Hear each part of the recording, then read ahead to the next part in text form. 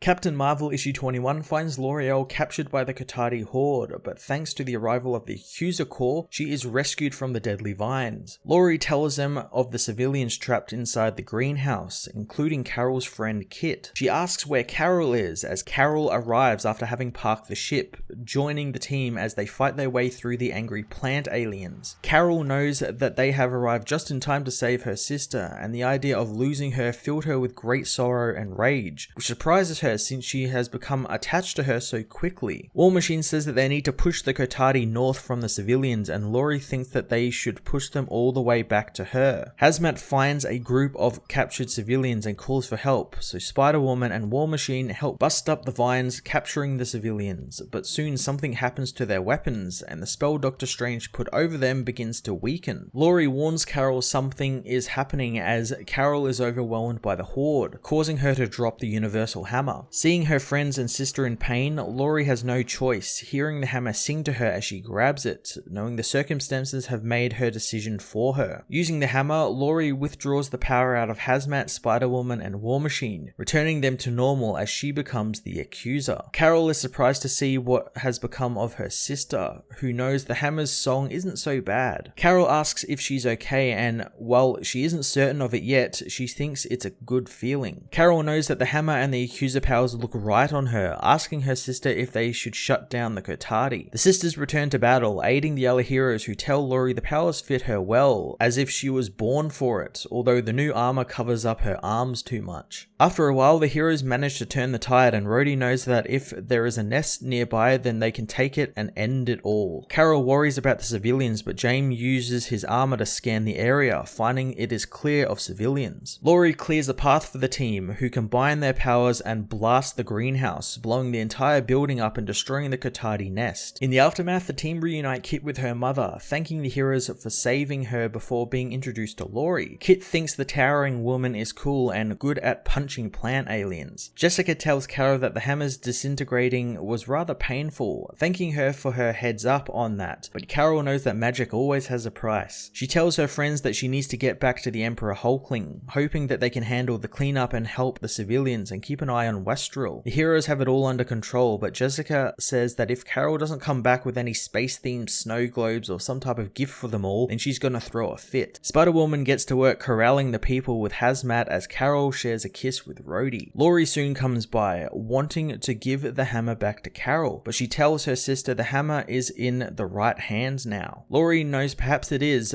but it's not the right time, since Carol took the weapon as a vow to win the war, and the war is far from over. Carol takes back the hammer, finding her sister to be quite impressive, telling her about Westral in the cryopod of the ship, knowing that when this is all over, together they will take the villain to the Alliance and he will answer for his crimes. As Spider-Woman and Hazmat argue over if Wizard of Oz is an old movie or a classic movie, James asks Lauri if she's the new Accuser, but the Kree woman thinks perhaps she will be. Several weeks later, Accuser Lauri arrives in Carol's secret base, surprising her sister, who didn't expect her to just teleport in. Lauri says that working for the Emperor has some perks, like teleportation. She asks where Chewie is, but learns that the cat stayed in New York, which disappoints her greatly, but Carol says that she is glad she came by, since with the war over, they might now have some time to get to know one another. Lauri wants that very much, but wants Carol to take her somewhere first. The sisters head to Lauri-El's grave, where Lauri tearfully thanks the mother she never knew for all she gave her, since now she has a sister, which is more than she could ever dream of. Carol asks if the woman wants to eat her mother's favorite dinner, learning that they are donuts, which Carol knows isn't really a dinner, but Mari loved breakfast for dinner. Lauri asks why foods must be kept in separate meals, and Carol laughs, knowing she sounds exactly like their mother. Captain Marvel issue 21 ended Carol's fantastic Accuser arc with a great little status quo shift for Carol's personal life as her sister joins her. I thoroughly enjoyed all of the action of this issue, as well as Lauri-El actually sticking around and becoming the Accuser full time. It's a great role for her, and over the storyline she had a great opening character arc, coming from accused to accuser and finding her role within the Alliance. The plot of Westral bombing the city, however, I felt was rather lacking, mainly because it was started at the beginning of this arc and then almost immediately put on the back burner and pretty much forgotten, except for a few throwaway lines this issue. So hopefully in the aftermath of Empyre, Carol and Lauri can kind of wrap that up up and get some closure over that. I'm going to give this issue an 8.5 out of 10.